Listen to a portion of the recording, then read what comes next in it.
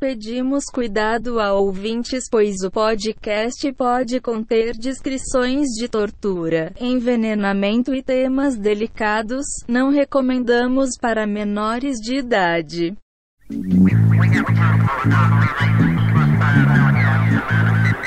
Bom dia, boa tarde, boa noite, seja lá qual for o horário que você estiver ouvindo esse episódio. Eu sou a Marisa, sejam todos bem-vindos ao Apenas um Podcast.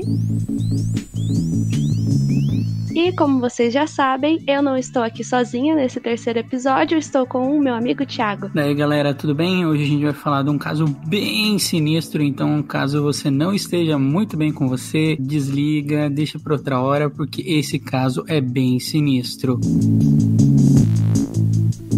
E quem que a gente vai falar, Marisa? Hoje a gente vai falar sobre o Edmund Kemper, que ficou conhecido como assassino de colegiais, só que assim, eu não concordo muito com esse título, porque ele fez muito mais coisa além disso, e coisa que acho que ficou muito mais gravado na memória das pessoas quando elas lembram desse caso. Ele foi um serial killer que foi muito importante, mas a gente vai deixar esse lance da importância dele mais pro final, mas realmente é uma história bem pesada, ele excedeu muitos limites, vamos dizer assim. Digamos, a gente viu um ódio pela mãe que não se vê muito nos assassinos. Na real, até se vê em alguns casos, mas esse extrapolou uns níveis bem altos, né, Marisa? Com certeza.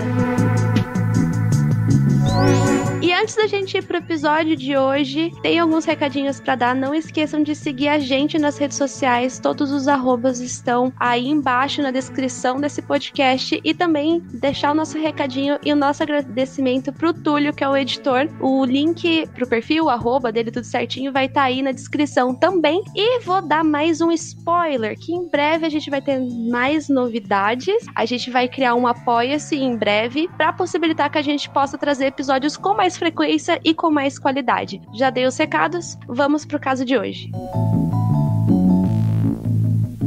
Bom, então vamos começar do começo. Eu gosto bastante de falar sobre a vida deles. É essencial pra gente entender o que vai acontecer depois, não que necessariamente uma pessoa que teve uma infância traumática vai se tornar um criminoso, mas eu acredito que em certos casos faça sentido para que a gente possa entender a história. Bom, o Ed, ele tem um nome gigantesco. Ele se chama Edmund Emil Kemper III, porque o pai dele tinha o mesmo nome, só que ele era o segundo, e o avô dele, aí sim, era o primeiro. Ele nasceu no dia 18 de dezembro de 1948 em Burbank, na Califórnia. O nome da mãe dele era Cornell Elizabeth Kemper e, como eu já mencionei antes, o pai dele se chamava Edmund Emil Kemper II. O pai dele, só pra gente ter uma noção, ele acabou sumindo depois de alguns anos assim na vida do Ed, mas ele serviu na Segunda Guerra Mundial. Ele lutou lá por bastante tempo e esse casal era bem, como eu posso dizer, problemático. Eles brigavam frequentemente, tanto que o pai do Ed vai sumir porque eles vão se divorciar, e essas brigas eram algo muito constante. E além disso, né, a mãe dele é bem protagonista dessa história. Ela tinha uma relação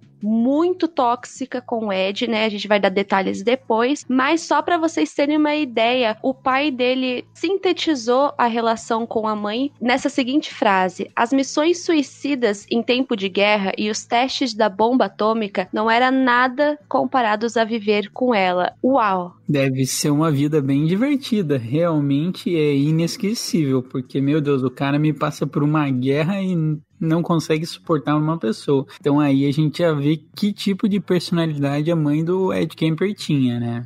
Porque comparar alguém a teste de bomba atômica, a coisa não devia ser fácil, e a gente percebe que não foi só o Ed que ficou com alguns traumas aí, né? Sendo que, também é importante lembrar, ele tinha 2 irmãs, mas, assim, o ódio realmente era mais voltado contra ele e ao pai. Tanto que, durante as brigas, né, a mãe do Ed sempre falava que ele lembrava demais o pai e jogava os erros do pai, as características do pai no filho. Então dá pra ver que o ódio dela era voltado pros dois mesmo. Sim, e o Ed nunca teve uma boa relação com as irmãs tinham bastante medo dele, achavam ele estranho, ele era aquele típico, a pessoa que não se encaixava. O Ed era muito grande, desengonçado, ele era muito antissocial, e as irmãs tinham medo dele, tanto que a mãe vai fazer o Ed morar no sótão, né, Marisa, por um tempo a mãe dele vai esconder o Ed de uma forma incrível, assim, que ela não quer, ela é uma vergonha, ela repreende ele sempre e tem essa relação bem, assim, de vergonha e não querer esconder o Ed de qualquer forma possível, né? Começou a prender o Ed no sótão da casa, né? E esse sótão, ele era muito escuro, tinha praticamente nenhuma ventilação. Ela até mesmo escondia ele nesse sótão quando as visitas chegavam. Uma das desculpas que ela tinha de prender o filho nesse sótão era justamente porque ela tinha medo que o Ed ameaçasse ou violentasse as próprias irmãs. Por isso que eu falo, ele já não era flor que se cheirava desde a infância, né? Vamos dar mais alguns exemplos de perturbação mental que ele tinha logo nessa fase, né? Mas essa era uma das desculpas que a mãe dele usava pra prender ele lá. E isso também não facilitava ele ter convivência, né? Porque, veja bem, uma coisa é você ser isolado da sociedade e não fazer amigos. Outra coisa é, no seu ambiente familiar, você também não conseguir criar relações. Então, o Ed, ele não conseguia criar laços com ninguém. Então, ele era muito, muito solitário. E isso vai criar traços de personalidade bem esquisitos no Ed. Com 15 a 20 anos, você vai ver esses traços aparecendo nos casos que ele cometeu. A gente vê essa primeira fase do Ed piorar ainda mais depois do divórcio dos pais, né? O Ed tinha 9 anos e por causa disso ele teve que se mudar e morar só com a mãe e as irmãs na cidade de Montana. Aí os abusos da mãe só pioravam, ela era bem neurótica, além disso ela abusava bastante de bebidas alcoólicas, tanto que uma das coisas que eu acho que já vamos deixar esse fato sobre o Ed, que o Thiago já falou um pouco, que era sobre a aparência dele. A mãe tirava sarro da aparência do Ed o tempo todo, porque desde sempre ele sempre foi muito alto. Pra vocês terem uma noção, ainda na adolescência o Ed chegou a ter 2,6 metros de altura e pesar 135 quilos. 2,6 metros de altura. Tem casa que tem isso de tamanho de parede. Claramente ele não conseguia fazer relações sociais com os colegas e também não conseguia fazer relações com a família. Então ele se sentia super isolado. O Ed, ele tinha um sério problema em demonstrar afeto, porque ele tinha medo que ele fosse ridicularizado, fosse chamado de gay. Ele gostava muito do pai dele. O Ed tinha uma boa relação com o pai e uma péssima relação com a mãe. Então, quando o pai se vai, ele se sente um pouco abandonado. Ele meio que não tem mais nenhuma referência para conversar, para sair dessa questão de ser um solitário, sabe? Então, a vida escolar para ele também não foi fácil, porque ele sofria muito bullying, tanto pela questão do peso, quanto pela questão da altura. Ele tinha muito medo de ser ridicularizado por causa disso. Isso causou vários traumas no Ed, que a gente vai ver isso se repetindo, esses traumas sendo expostos com outras coisas no decorrer da vida dele, que vai fazer com que o Ed seja aquela criança estranha que não se encaixa. E outra coisa, né, porque você mencionou esse lance dele ter medo de chamarem ele de gay e tudo mais, é que a própria mãe do Ed se recusava a demonstrar afeto pro filho dela, porque ela tinha medo que ele se tornasse gay só porque ela estava demonstrando afeto ao filho. Então, como eu disse, ela realmente se recusava a ter qualquer pingo de carinho com o filho dela. E aí a gente vai chegar com 10 anos, quando o Ed, ele chega e fala que ele se apaixonou por uma professora dele, e ele conta isso pras irmãs dele. Só que acontece uma coisa bem estranha, porque o Ed fala que ele quer muito essa professora e só matando ela para ele conseguir um beijo dela. Então as irmãs, que já achavam o menino estranho, começaram a suspeitar ainda mais desse caráter e dessa personalidade do Ed. Então a gente vai vendo que aos poucos vai se construindo o serial killer que a gente vai ver nos casos criminais acima, né? Nos próximos casos criminais, nos casos da vida adulta dele. Então a gente já começa a ver como esse Ed vai se moldando para ser o que ele virou a ser, o serial killer que ele foi, né, Marisa? E outra coisa assim que a gente via também na infância do Ed eram as brincadeiras que ele tinha, né? Uma da que ele gostava de fazer era de fazer de conta que ele estava morrendo em uma câmara de gás. E vale lembrar que no estado da Califórnia, câmara de gás era um dos métodos que existia de execução para aqueles que sofriam com a pena de morte. E além disso, ele também, como muitos serial killers, matava e torturava principalmente os gatos da família, que eram os gatos da mãe dele, só para deixar claro, né? Até acho que isso influenciou, ele pegava os gatos da da mãe dele simplesmente decapitava, machucava, tanto que chegou o momento que ela cansou do Ed ficar toda hora matando os gatos que ela pegava. E além disso, em relação às irmãs, ele gostava também de pegar as bonecas dela e decepar, cortar as mãos, a cabeça, os braços das bonecas. E com certeza isso deve ter assustado as irmãs dele. Eu compreendo elas acharem ele estranho. A gente fala dessa questão do Ed ser excluído pela família, mas também aquilo, não é só a família excluindo ele. Comportamentos muito estranhos, bizarros, que vão assustando a família e que a mãe também não vai ajudar em nem um pouco nesse processo. A mãe só vai ajudar a distanciar. A gente não pode ver o Ed só como uma criança que tinha alguns problemas. O Ed tinha sérios problemas e que desde criança já dava para ver que ele precisava de algum tipo de tratamento. E como vai se ver o Ed no futuro, ele vai mostrar que ele gostava de estar nesse ambiente controlado, tanto na cadeia quanto em ambientes mais controlados que ele foi a ter no futuro, né? Mas isso a gente vai deixar mais adiante no podcast para a gente explorar melhor essa questão.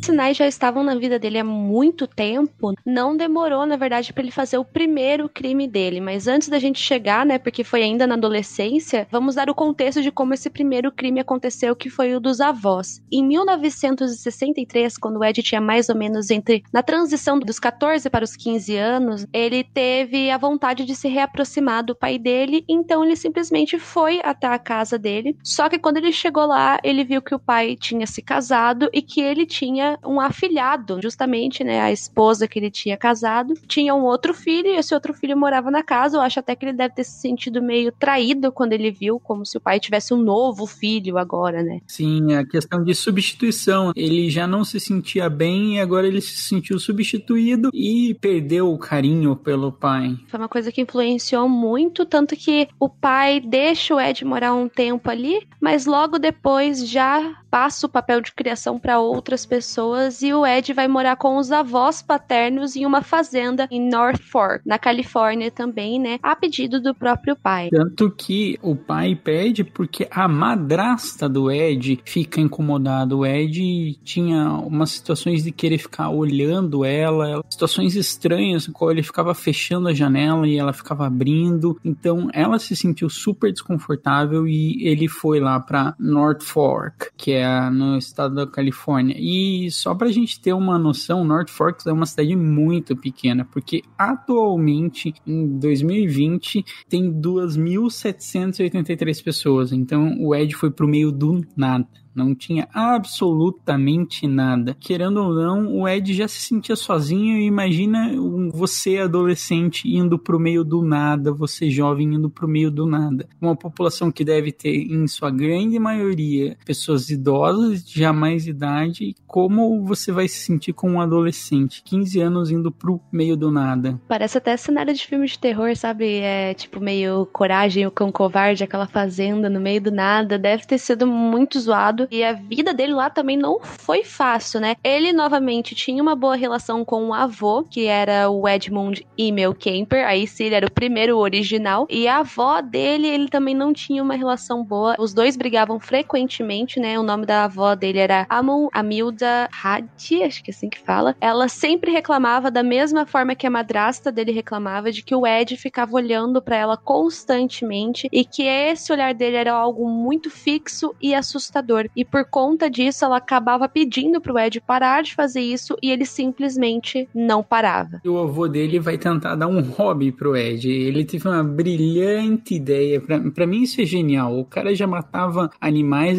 o avô dele vai lá e dá um rifle pro Ed pra ele caçar e pra ele se distrair, pra ele relaxar. Então daí começa uma das primeiras relações que o Ed tem com armas. E a gente vai ver lá pra frente que essa relação só foi aumentando e ele foi gostando ainda mais de mexer com armas. Então o Ed tinha um rifle pra brincar de vez em quando. Filho, né? E basicamente esse era o dia a dia dele nessa fazenda, era caçando animais e praticamente era esse o entretenimento. E eu acho que foi aí que ele começou a pegar mais gosto pela coisa, né? Tanto que vai ser o próprio rifle que ele ganhou que ele vai usar pra matar os avós. Bom, o que aconteceu? No dia 27 de agosto de 1964, de acordo com o que o Ed diz, ele tava na cozinha da fazenda cantando, a avó dele achou ruim, ela entrou na cozinha cozinha, os dois brigaram, só que a briga dessa vez foi muito, muito feia, e dessa vez, ao invés de simplesmente terminar a briga, ele decidiu pegar o rifle que ele tinha ganhado de presente, e ele deu um tiro na cabeça da avó dele. Ela morreu. O avô não estava na fazenda quando isso aconteceu, ele tinha saído. O Ed disse que ele nem queria matar o avô dele porque ele gostava, só que ele não queria causar dor e tristeza no avô quando ele visse o que ele fez. Então, quando o avô chegou na fazenda, o Ed matou ele também. Eu acho muito pesada essa parte da história, pensar nessa situação. E a questão também é que o Ed, ele não deu um tiro de frente na avó. Os dois estavam brigando na mesa, a avó diz pra ele sair, ele sai, na hora que ela tá de costas pra ele, ele atira. Então ele fica meio sem reação, ele não sabe o que fazer, e quando o avô dele chega, a única coisa que ele pensa é, ele não pensa em contar pro avô, ele só pensa, ele vai e mata o avô. Então é uma situação bem pesada, porque ele matou 2 familiares dele, e ele tinha 15 anos. E aí, o que o Ed faz?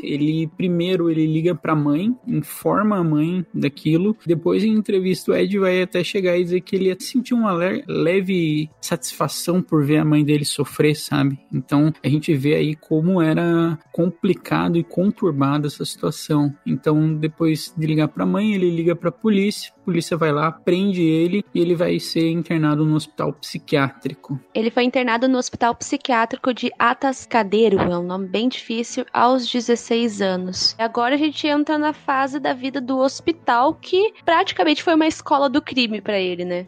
A gente vai ver que o Ed vai usar várias coisas e vai fantasiar com várias coisas que ele aprende nesse hospital. Vamos lá então, Marisa, vamos falar sobre como foi a vida do Ed no hospital. Ele ficou bastante tempo internado lá, mas ele foi descrito como um paciente que tinha um excelente comportamento. Só pra vocês terem uma noção, ele conseguiu uma hora, depois de ganhar a confiança de todo mundo, de trabalhar como assistente do psicólogo dele. Ele foi descrito como um paciente obediente, religioso, focado nas tarefas e nas demandas, inteligente e, sobretudo, arrependido dos seus crimes, que daí era o que eles acreditavam. Porque o que aconteceu? O Ed, nesse período que ele ficou nesse hospital, ele começou a meio que estudar sobre os testes psicológicos e como fraudá-los, né, Thiago? Então ele começou a ver quais respostas ele tinha que dar, quais eram os comportamentos que ele tinha que ter para que ele saísse dali. E além disso, né, ele dividia a cela com outros meninos que também tinham não só matado, como cometido outros crimes como estupro. Então ele ouvia esses garotos fazendo os relatos das histórias que eles tiveram e ele começou a criar fantasias em relação a estupro, a assassinato. Só que essas fantasias ele percebeu que era algo que ele não poderia falar para os médicos. Então ele simplesmente guardava tudo aquilo para ele. Ou seja, foi muito planejando, eu acho, já. Ele foi criando um comportamento. E outra coisa que eu acho muito crucial no caso do Ed, diferente de outros serial killers, o Ed Kemper, ele era muito inteligente. Tanto quando eles foram fazer o teste do QI, o Kemper, ele vai ter, eu acho que QI de 145. E eu tô aqui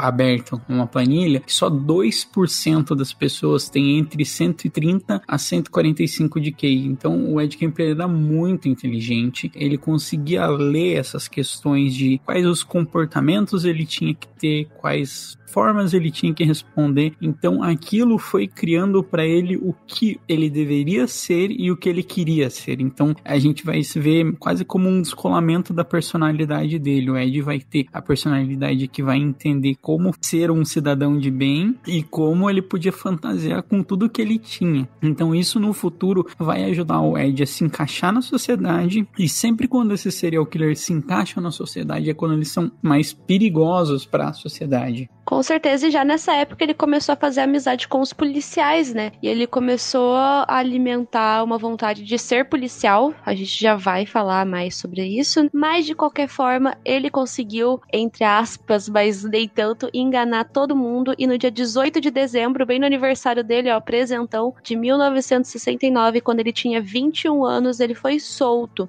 Só que uma parte que me deixa um pouco pistola é que depois que ele foi solto, tipo, ele matou os avós dele, um crime gravíssimo, ele não precisou fazer nenhuma observação ou acompanhamento psicológico depois disso. Tipo, eu acho isso muito grave. A única coisa que eu consegui encontrar foi que em 1972 ele fez uma espécie de prova pra ver se estava tudo bem, e ele conseguiu passar na prova, e era uma prova assim que usou quando eu conto esse caso da live, que devia estar o nome dele, tinha uma árvore assim, 5 maçãs, quantas maçãs tem na árvore? 5, aí parabéns, ele passou, porque, gente... Ele já devia ter decorado esse tipo de teste, né? Ele ajudava a aplicar esses testes na penitenciária, na aula psiquiátrica que ele fazia, então ele já sabia esse teste decore e salteado. Então, tanto que até num futuro o Ed ele vai dizer que ele sentiu falta de ter alguém para acompanhar ele. O Ed, ele sai, só que uma das coisas que os psicólogos e psiquiatras falam bem claramente é que ele não podia ter a mãe dele por perto. Ele precisava de alguma estrutura fora para que ele conseguisse se manter e se manter fora do ambiente com a mãe, porque a grande questão é assim, ele matou duas pessoas da família dele, e como que ele vai viver com a mãe? E não dá muito tempo e o Ed se vê forçado a ter que voltar a conviver com a mãe. Então isso também pra mim é bem surreal, porque ele é solto, tipo, dizem pra ele, recomendamos que você não tenha convívio com a sua mãe, e poucos meses depois ele já tá lá sem dinheiro e precisa voltar a viver com a mãe, né, Marisa?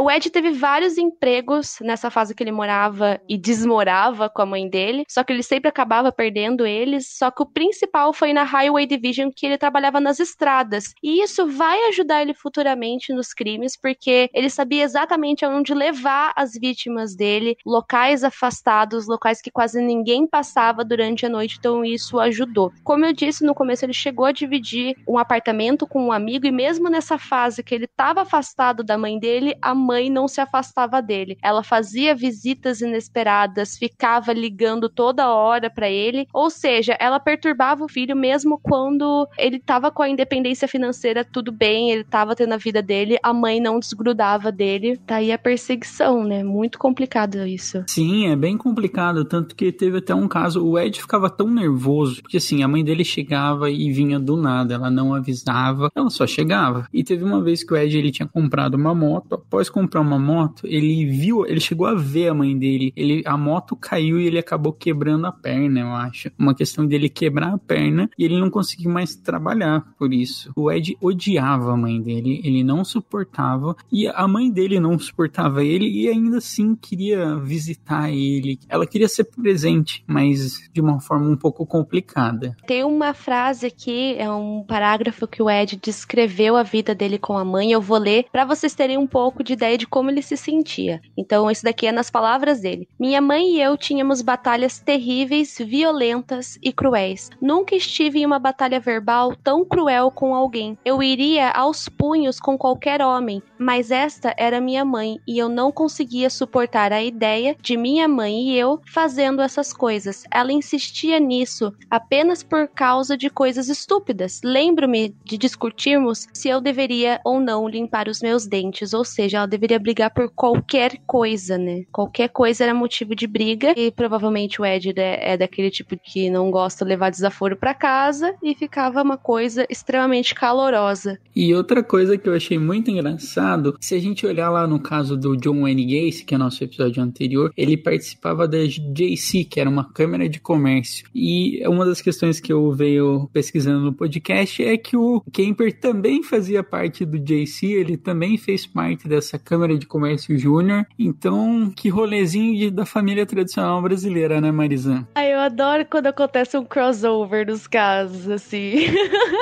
E quando eu vi isso, eu falei, nossa, que ambiente bom. Tipo assim, eu não conheço, pode ser uma instituição super respeitada, mas vamos dizer que é um crossover bem inusitado, vai. Pelo jeito, eles não estavam exigindo um psicotécnico pra poder entrar, não. Qualquer pessoa, é só assinar o nome. Então, o Ed, ele chegava a se encaixar na sociedade dos anos 70, Marisa? Ele gostava da sociedade? Ele tinha alguns problemas em se encaixar na sociedade dos anos 70? Ou era tranquilo? Eu sempre falo, né, para as pessoas exercerem essa imaginação, assim, na mente delas. Ele ficou dos 16 aos 21 anos preso em um hospital psiquiátrico. Essa é uma fase da vida que geralmente a gente começa a socializar, ir nas festas, conhecer pessoas, no caso dele, meninas, começa a sair, ter os primeiros beijos, as primeiras namoradinhas. Ele não teve isso, ele ficou preso num hospital psiquiátrico. Então ele não soube exatamente aprender como socializar, como ir pra festas, como ele deveria se portar. Então quando ele saiu de lá e ele viu esse mundo dos anos 70, toda essa contracultura, principalmente os movimentos hippie, punk, foi uma coisa que foi um choque muito forte. Além disso, a família do Ed era extremamente conservadora, contra qualquer tipo de comportamento progressista, então pra ele tudo isso foi um absurdo, mas na verdade ele até tentou. Ele tentou ir pra algumas festas e pra alguns bares, mas ele achava tudo aquilo uma perda de tempo, ele não gostava, ele achava tudo aquilo tipo um absurdo. Eu imagino que pode até ter sido meio chocante pra ele, por ele ter ficado tanto tempo no hospital, então eu acho que ele não conseguia se encaixar, ele via tudo aquilo acontecendo, ele não sabia nem como se comportar, né, ele já tinha dificuldades e sempre foi antissocial, aí ver o mundo desse jeito, né, porque o ano 70, vocês sabem, né, gente, eram várias drogas, eram as músicas, era o movimento hippie, Woodstock, todas essas coisas acontecendo, então, tipo assim, deve ter sido chocante pra ele. E pensar que ele vivia num ambiente muito controlado, gente, vamos pensar que ele viveu dos 16 aos 21 num lugar onde devia dizer a hora que ele devia comer, a hora onde ele devia dormir, a hora que ele tinha pra fazer isso, a hora que ele tinha pra fazer aquilo, então era um ambiente extremamente controlado. E o Ed gostava muito desse ambiente controlado, ele achava que isso era bom, ele se sentia bem dentro daquilo, tanto que ele, no futuro, ele disse que ele gostaria que tivesse um assistente para acompanhar ele, para que ele conseguisse evoluir e crescer, e a mãe dele de novo vai fazer parte da vida dele de uma forma bem negativa, que o Ed começa a se relacionar com uma garota e a mãe dele diz que não, que ele não pode, porque ela era muito jovem. O Ed, eu acho que tinha 21 para 22 anos, e essa garota tinha 16, e sim, ela era nova, mas de novo a mãe dele vai acabar e, digamos, decretar que ele não vai namorar. Então ele enche o saco, termina com a menina, e a gente vai ver a mãe dele de novo lutando na vida dele, impedindo que ele conseguisse ter relações sociais. Que ela impediu ele de arrumar uma pessoa, acho que ela começou a trabalhar uma época em uma universidade, né, onde tinham meninas mais velhas, o Ed pedia para que ele fosse apresentado para alguma delas e a mãe simplesmente se recusava. Eu acho isso muito estranho. Por mais que ela tivesse esse ódio pelo filho dela, ela também queria controlar ele ao ponto de que ele não pudesse fazer nada. Pra mim, olha, na visão do Thiago, eu vejo que a mãe dele não queria que ela existisse. Tipo, ela negava todo e qualquer tipo de existência. O Ed era negado a existência dele, porque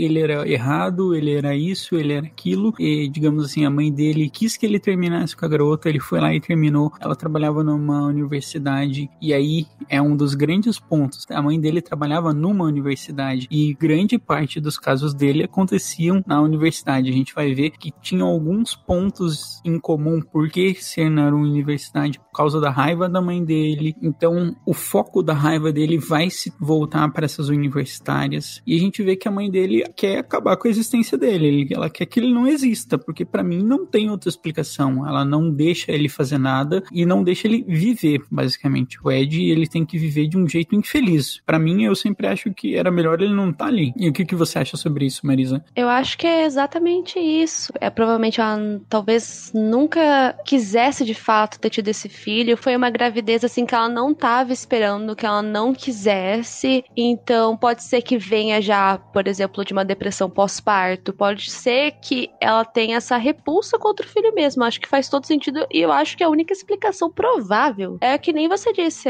ela negava ele a existir, sendo que, por exemplo, ele já era um homem, ele poderia fazer o que ele quisesse da vida, né? E ele tentou seguir a vida dele, ele ficou admirado pela questão policial, e a gente vai ver em vários casos que essa questão policial, essa admiração policial ocorre nos serial killers. Se a gente vê tanto no livro do Mindhunter, eu tô com ele porque daqui a pouco eu vou ler um trecho sobre ele, que os serial killers, eles sempre tentam estar onde o ambiente da polícia polícia está, tentam usar os carros que a polícia usa. Então o Ed não foge dessa máxima. O Ed queria muito ser policial. E aí vai uma das questões, acho que muito engraçadas. Por que o Ed Kemper não vira policial? Por causa da altura dele. Essa parte sempre me choca. Ele foi até o edital, ele tentou se tornar policial, mas a altura máxima era de 1,95 m e ele tinha 2,6 metros de altura. Ou seja, matar os avós tava tudo bem, mas ter 2,6 metros de altura aí já era demais.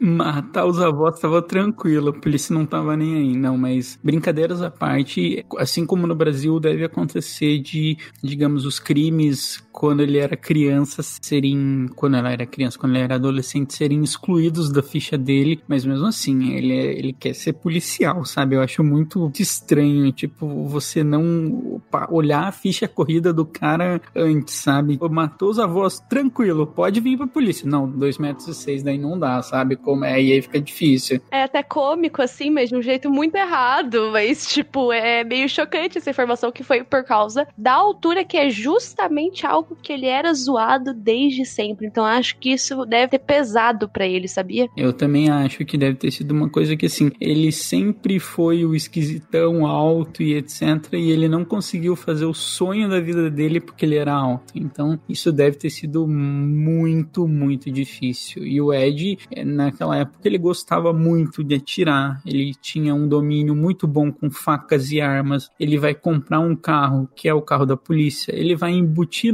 nesse carro um rádio de frequência para ouvir a frequência da polícia. Ele vai em bares que os policiais estão, tanto que ele ganha apelidos, ele vai lá e ganha os primeiros apelidos dele. Então ele se sente querido por esses policiais, ele vê uma coisa que não está ao alcance dele, ele não pode ser policial. Então aí já começa uma das grandes frustrações dele, e depois disso que vem as questões dos crimes dele. Marisa, como é que vai se dar essa questão dos crimes? Só pra antes abrir um parênteses, um dos apelidos que ele tinha era Big Ed, né? O Grande Ed, que era o que os policiais chamavam ele.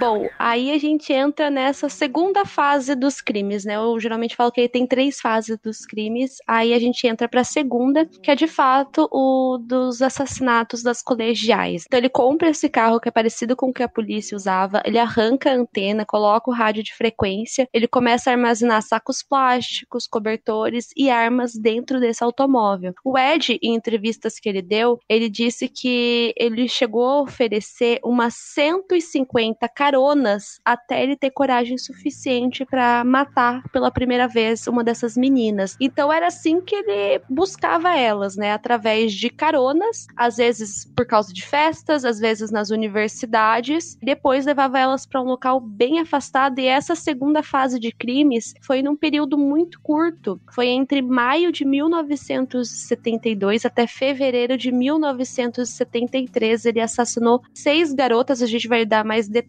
sobre essa fase, né? Mas é um período muito curto de tempo pra você ver, né? Porque tem serial killers que mata isso, mas tipo, em 30 anos. Sim, e sem contar que aquilo, ele dá todas essas caronas, eu entendo, assim, eu vejo esse caso e fico pensando, por que ele deu tanta carona? Porque ele não tinha coragem? Não, eu acho que é muito também pra gerar uma boa fama, sabe? De uma pessoa chegar, você dá carona, e aí, não aconteceu nada, daí você vai pra sua amiga e fala, aquele cara me deu carona e foi tranquilo. Então ele fica dando carona, criando confiança das pessoas que nada ia acontecer. E também tinha uma coisa importante, ele tinha um petzinho no carro dele da universidade que a mãe dele trabalhava. Então isso eu acho que também dava uma questão das pessoas se sentiam seguras, sabe? Porque, ele trabalha em alguma questão da universidade, de alguma área da universidade. Então eu acho que isso era para ganhar confiança das pessoas, para ele fazer o que ele queria de fato fazer, o que ele fantasiava em fazer. E outra coisa, né, é que a gente vê a questão da mãe novamente, porque também em entrevistas, porque o bom do Ed é que ele é falador, né, que ele mesmo fala, a gente não tem que especular. Ele mesmo disse em algumas entrevistas que ele sempre procurava essas vítimas em noites que ele tinha tido uma briga muito feia com a mãe dele. Então aí que entra o que muita gente acha, né? Que ele matava essas meninas espelhando o ódio que ele tinha pela mãe dele, não necessariamente por elas. O ódio era, em princípio, pra mãe dele, e ele matava elas, era apenas uma forma de reprimir esse ódio ou de aliviar esse ódio.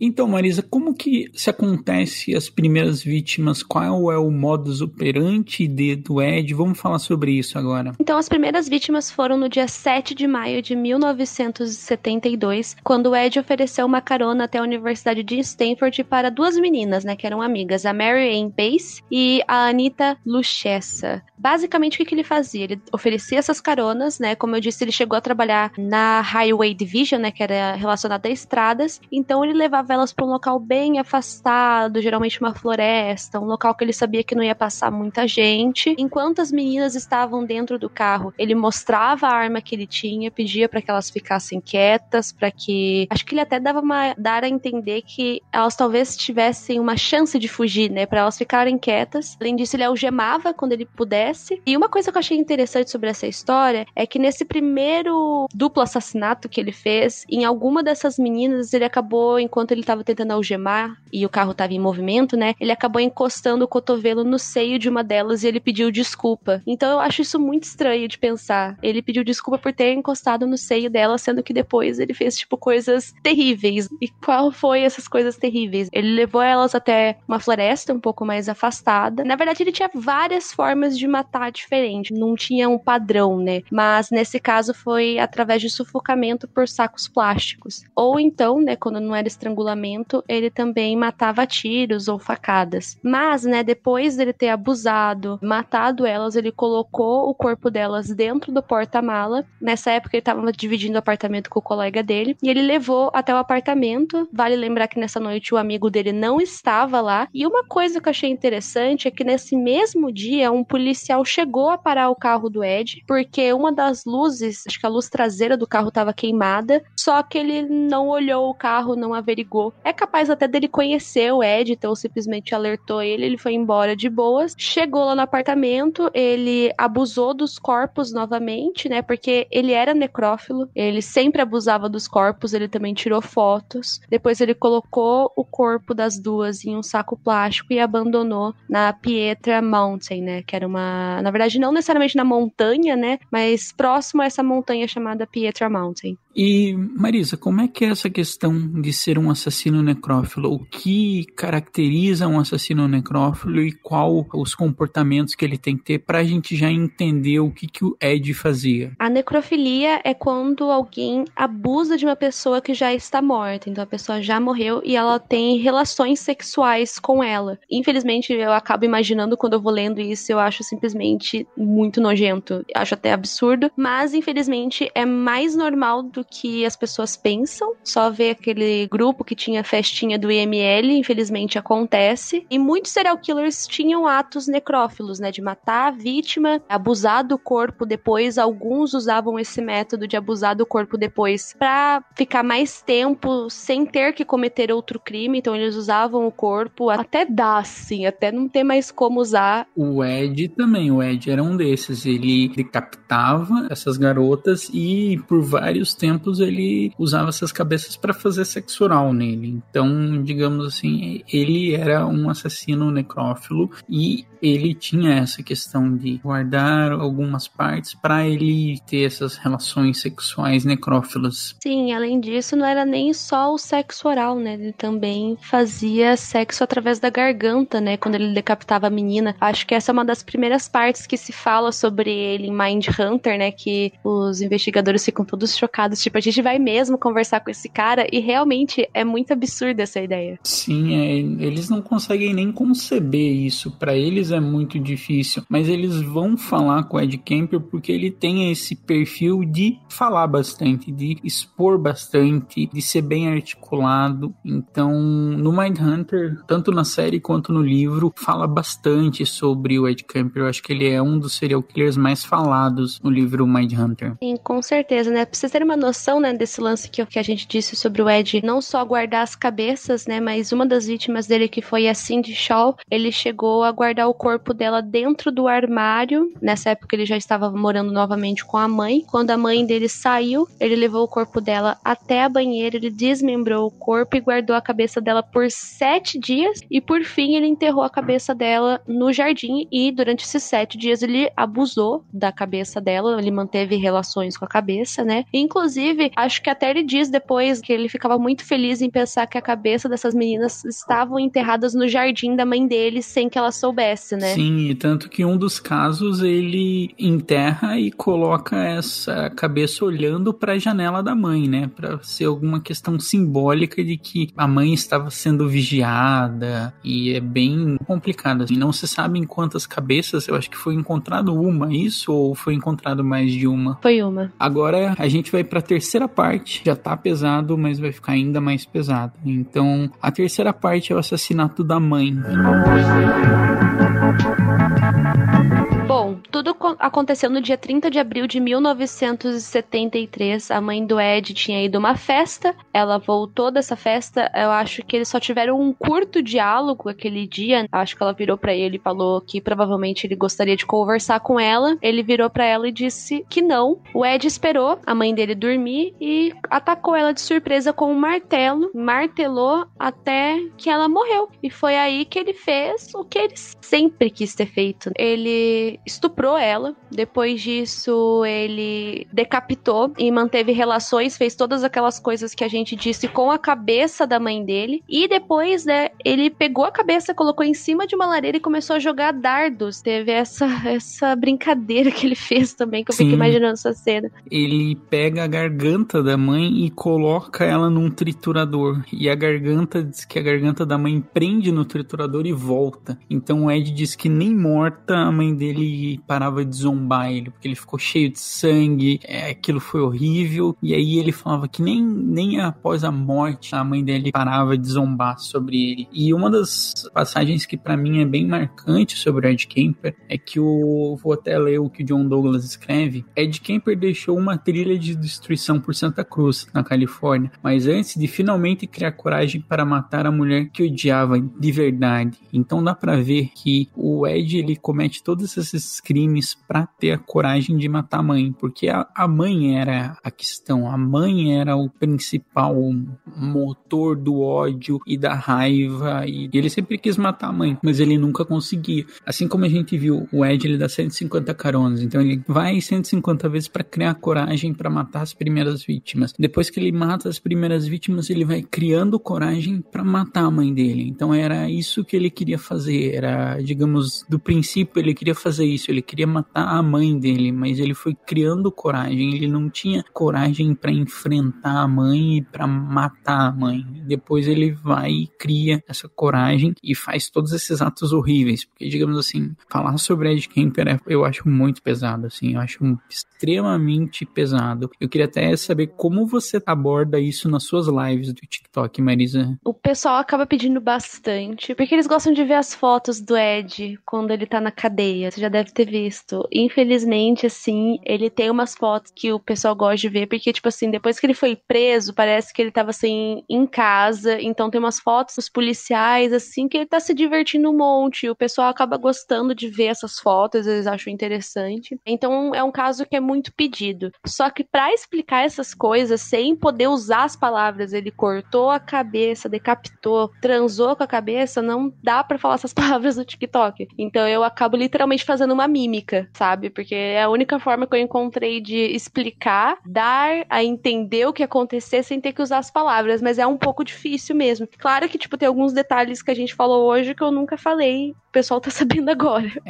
Porque o Ed Kemper tem muito essa questão, é muito pesado tratar sobre o Ed Kemper, porque sim, ele mata todas essas jovens, ele tem essa questão do sufocamento, tem essa questão da necrofilia, tem a questão que ele gostava de dissecar os corpos. O Ed fazia muito isso para os entender sobre as partes, porque ele se sentia inteligente, então ele queria fazer isso. Então o Ed é um caso muito estranho e extremo, porque, assim, é uma raiva muito direcionada. A raiva dele era pra mãe e no final acaba sendo... A gente vê o grande ódio, porque depois disso ele se entrega até, né, Marisa? Mas antes da gente chegar na parte que ele se entrega, aquela noite ainda não tinha acabado pra ele, ele não tinha feito o ato final, vamos dizer assim, né? Depois que ele fez tudo isso com a mãe dele, que ele matou, estuprou e tudo mais, ele foi até um bar, deu uns gole, bebeu umas bebidas, voltou pra casa e ligou pra melhor amiga da mãe dele, que era a Sarah Taylor, que tinha 59 anos. A Sarah achou muito estranha aquela ligação. O Ed disse que a mãe dele queria conversar, que eles tinham que jantar. Aí quando ela chegou na casa, ela percebeu que a mãe não estava e ele falou que ela tinha ido viajar, mas ele acabou matando a melhor amiga da mãe dele. Fez as mesmas coisas, ele também decapitou ela, teve relações com a cabeça dela, pegou o carro e simplesmente começou a dirigir, e ele dirigiu sem parar. Ele ficou, acho que, pensando o que ele ia fazer depois disso, né? E dizem que durante esse período, né, que ele dirigiu até o Colorado, ele começou a pensar que ele talvez gostaria dessa fama de serial killer. A maioria deles acaba gostando no final. Então ele simplesmente para o carro, liga pra polícia e confessa os crimes que ele fez. Eles não acreditaram, é isso que eu também eles acharam acho até incrível. engraçado. Eles acharam que era uma piada. Ah, Big Ed, por que você tá fazendo isso? Fala sério e tal. Até que tem um dos policiais que começa a achar estranho esse comportamento, vai averiguar e vê os dois corpos na casa, e aí vão atrás dele, prendem ele. Aí que se dá, digamos assim, que ele começa a ganhar notoriedade do assassino em série, porque aquilo, todos os casos dele, os policiais não conseguiam relacionar os casos, eles não achavam que aqueles casos tinham uma semelhança entre si, e como ele tinha tanta questão de ter o rádio da polícia, ter aquele contato com os policiais, ele se sentia intocável, ele se sentia que ele sempre estava um passo à frente, ele se sentia inteligente. Então, com todas as informações que ele tinha, porque querendo ou não, gente, os policiais iam lá e eles falavam sobre casos criminais, e o Ed sabia em primeira mão coisas que aconteciam, sabia que os policiais não estavam procurando ele, sabiam que os policiais não estavam conseguindo relacionar os crimes. Então ele que conta sobre os casos, ele que traz à tona. Alguns corpos eles conseguem localizar, outros se perdem ou se tem muito pouco DNA e outras ferramentas, mas o Ed ele sabe tudo, ele conta bastante sobre os casos dele. Tanto que depois que ele foi preso, ele até ajuda, ele vai até alguns locais que ele se lembrava de ter deixado algum dos corpos, aí tem as fotos dele lá. Tipo assim, parece até que assim que é a coisa mais normal do mundo, porque o Ed tá super calmo assim, mostrando. E se vocês forem dar um Google e procurarem as fotos do dia que ele foi preso, cara, o policial fumando cigarrinho assim, de boa, assim, literalmente eles eram amigos, assim, e parece que essa amizade não acabou só porque ele matou a mãe dele. Tipo assim, o Ed tá no carro, assim, algemado, com as mãos pra frente, assim, dando risada, e o policial parece que ele tá virado, assim, conversando com ele com cigarro na boca, assim, como se fosse a coisa mais normal do mundo que tinha acontecido. Então, assim, a amizade não parou, vamos dizer assim, né? Continuou.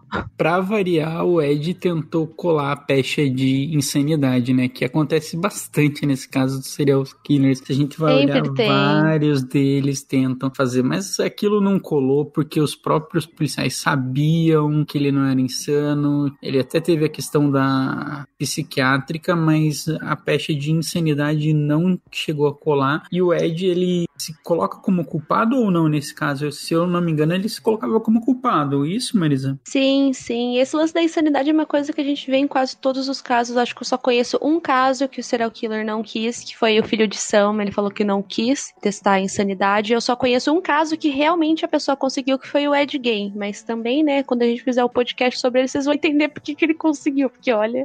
É, que esse caso é outro caso que, uau, inspirou a cultura pop e etc. Aí a gente vê um caso contrário com a mãe, né? Porque o Ed Gein amava tanto a mãe dele que ele queria ser ela, né? Tem esse lance também. Sim, ele queria se vestir dela, mas também ele era muito reprimido sexualmente. Ele também tinha essa questão de que ele não podia ter contato. Então, o caso dele também tem essa questão da mãe ser muito religiosa e fervorosa contra o filho. Mas vamos voltar retomando pro podcast. O julgamento do Ed é bem... A deliberação é muito rápida, demora 5 horas para eles a condenarem. Eles condenam por 8 homicídios e são 8 prisões perpétuas consecutivas. Acredito que bem na época o estado da Califórnia estava passando por uma mudança judiciária que não deixava mais ter a injeção letal ou outras coisas. Então, tipo, digamos assim, ele foi condenado por 8 prisões perpétuas. Ele podia recorrer à liberdade condicional, mas isso nunca acontecia. Engraçado, nunca seria dado a liberdade condicional pro Ed, isso eu duvido muito, mas ele recusava também a liberdade. Ele dizia que ele gostava de estar no ambiente da prisão, ele gostava daquele ambiente controlado, ele gostava daquilo, e ele sempre pedia pra ficar com ele, né? Ficar na cadeia. Tanto que ele vai poder pedir essa liberdade condicional de novo, se ele quiser. Eu acho que ele nem vai tentar, porque realmente ele não tem interesse em 2024, tá chegando, porque acho que a outra que ele poderia ter tentado foi em 2017, 2018, só que o próprio advogado dele foi lá dizer que ele tava muito feliz na prisão. E só pra abrir um parênteses, né, ele foi condenado a 8 homicídios, né, mas ao todo ele matou 10 pessoas, né, contando com os avós lá no começo. E, não sei se você sabe, Thiago, mas tem outro crossover nesse caso, né, porque ele chegou a ficar preso durante um tempo na mesma prisão do Charles Manson, junto com ele. Sim, mas eles não chegaram a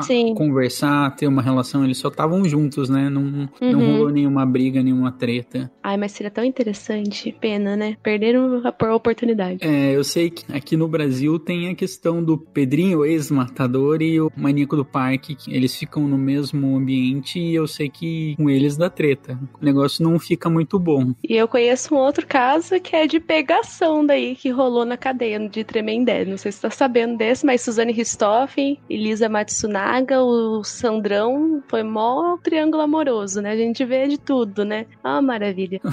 Vamos voltar, então, retomando o caso.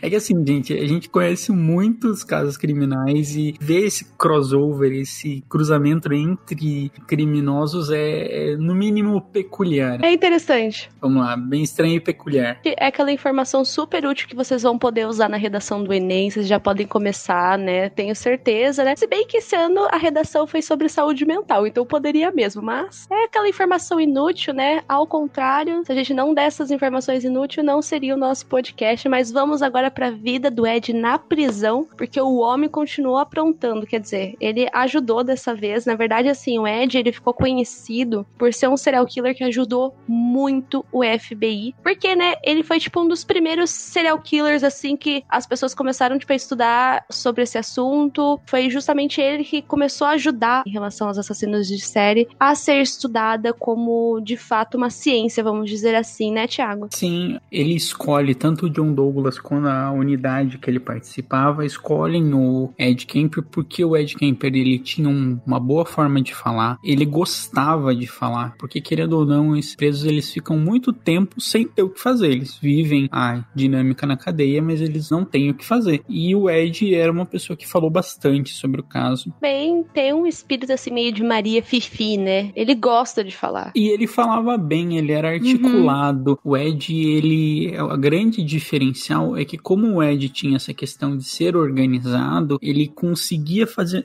produzir um raciocínio lógico que chegava a dar material para estudo para eles. Então, tanto que, assim, o John Douglas, ele nunca vai dizer que ele odeia o Ed Kemper. Ele sempre fala que, assim, o Ed era legal, sabe? No livro, às vezes, até parece que, sim, o Ed era legal, só que eu não posso dizer que ele era o meu amigo, então eu vou dizer que era bom para os estudos, sabe? Vamos abrir um parêntese, né? Quem que é o John Douglas? O John Douglas faz parte da equipe de ciência comportamental. E o que acontece? O Johnny Edgar Hoover, que era o grande diretor do FBI, não acreditava muito nisso. Ele não acreditava, e depois que ele morre, que a ciência comportamental começa a criar vínculos no FBI, eles vão tentar entender as mentes criminosas, eles vão tentar entender por que aquela mente criminosa foi produzida, como ela foi produzida, será que o comportamento da vida dos criminosos influenciam quem eles são? Então eles vão tentar entender,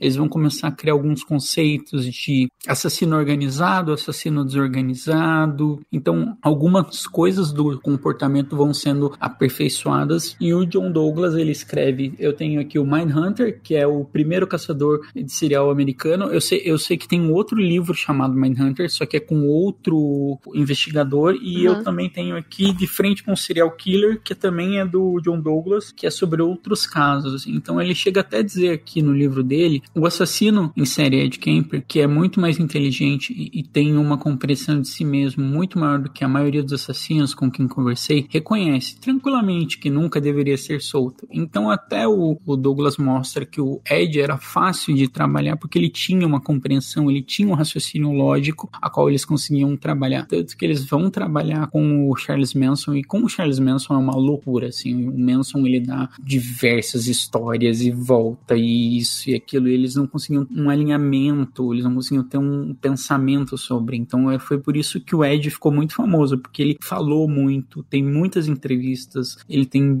horas e horas de entrevistas. Então acho que foi por isso que a equipe de ciência comportamental escolheu ele, porque eles precisavam de alguém que desse muito material de estudo para eles. Exatamente, o Ed dedou todo mundo, entregou todos os segredos, vamos dizer assim, tanto que tem meio que um manual do FBI de identificação dos serial killers e tem os 10 traços dos serial killers e a maioria deles foram feitos com base na vida do Ed Kemper. Então ele foi de crucial importância pro FBI. Exatamente, né? E a vida, assim, o Ed, assim, eu não tenho só a impressão, eu tenho certeza, ele ama estar na prisão, ele gosta de estar lá. Se vocês forem ver as fotos e tal, vocês vão ver que ele tá muito bem na prisão, ele realmente não se importa. Ele tá vivo até hoje, tá vivaço, tá com 72 anos, tá preso, tudo certinho. E os passatempos favoritos dele na prisão é de fazer copos de cerâmica, eu vi alguns copos que ele fez, aliás. Ele gosta também de traduzir livros pro Braille e também de ajudar a marcar as consultas psiquiátricas dos outros presos. E aí que entra a parte, né, que a gente vai deixar um trechinho pra vocês, que é dos audiobooks. Ele grava audiobooks de histórias infantis. Que maravilha. Bem inusitado ele criar sobre isso.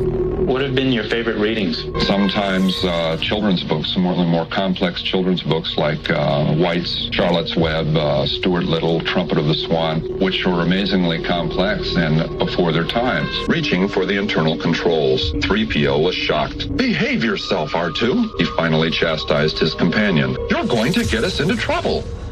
Vamos pros finalmente, Marisa? Finalmente, qual a sua opinião sobre esse caso? O que você sente sobre o Ed? O que você acha do geral? Bom, vamos lá. Num primeiro ponto, eu acho que a mãe dele influenciou muito na saúde mental do Ed. Cara, não tem como a gente dizer que o Ed Kemper não foi fruto de uma violência grande e psicológica e mental da mãe dele. É notório, é visto, não justifica nada do que ele fez, pra mim não justifica nada, mas assim, eu consigo entender por que de toda aquela raiva, por que de tudo isso e aquilo. Pra mim, como leitor, eu tenho, o Ed Kemper tem muita coisa sobre ele é muito bem documentado, é um dos, assim, que, como você falou, ele tem essa questão de ser Maria Fifi, ele fala muito, então aquilo, a gente não precisa ficar especulando. Claro que tem aquela coisa, ele, só porque ele está dizendo não quer dizer que é verdade, mas tem muito material sobre Ed Kemper. Ele é um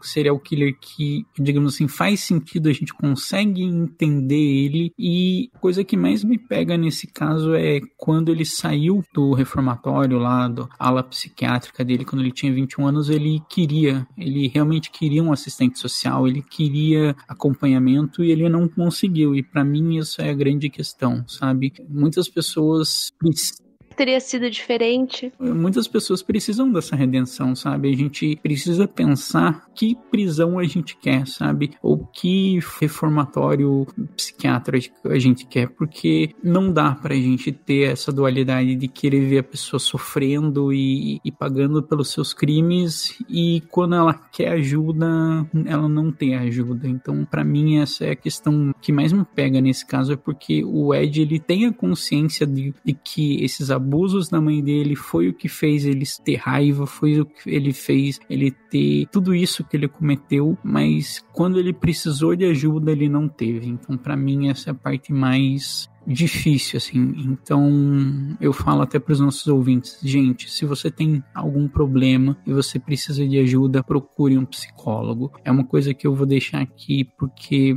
todo mundo precisa de um psicólogo, eu acho essencial. Se você precisa de um psicólogo, precisa de um psiquiatra, daí depois vamos ver, mas procure um psicólogo. Se você sofre algum tipo de abuso, procure um psicólogo. E tem vários psicólogos, e eu ouço vários amigos meus dizem, mas psicólogo é caro, mas psicólogo isso, mas psicólogo aquilo. Cara, procure. Existem nas universidades psicologia, as pessoas que estão aprendendo, então daí você faz por um preço social. No caso do Ed, ele queria esse atendimento e não teve. Então, no caso dele, me pega muito isso. Eu não vou dizer que o que ele fez é justificável e etc, porque não é, mas é bem complicado, assim, pra mim, me pega muito nisso. E pra você, Marisa, o que pega, o que dói, quais são suas experiências com esse caso, os seus sentimentos com ele? Eu só vou abrir mais um parênteses, né? Se vocês precisarem de ajuda e perceberem que é uma coisa um tanto emergencial, tem o número 188, que é o Centro de Valorização à Vida, que é o CVV. Eles também têm um chat online, mas vocês também podem ligar para o 188 caso vocês sintam que vocês precisam de ajuda. É 24 horas. É 24 horas, todos os dias da semana, então tem esse número aí pra vocês. Eu lembro quando eu vi sobre esse caso pela primeira vez, foi até no Freak TV, eu sempre via a foto dele, aí eu ficava com receio, assim. E eu lembro que quando eu vi a história, assim, eu fiquei muito chocada. Acho que o que mais pega pra mim é o lance da cabeça, porque eu acho, assim, o requinte de crueldade, sabe? O que ele fez que acabou ficando marcado, porque eu lembro que assistindo a série Mindhunter, disse a primeira coisa que eles falam, né? Uma coisa que eu acho interessante no Ed é esse lance dele falar. Tem muito serial killer, assim, que simplesmente não abre a boca e ele, qualquer coisa, né? E vocês podem ver, assim, até na série que ele também conversava sobre outras coisas, não só sobre o crime, ele queria conversar. Eu acho isso muito interessante. E aquele ator é inacreditável. Muito aquele bom. ator é muito bom. Meu Deus do céu. Você pega uma das fotos do Ed e compara, cara, é muito parecido. Assim, aquele ator é muito, muito bom. Nossa,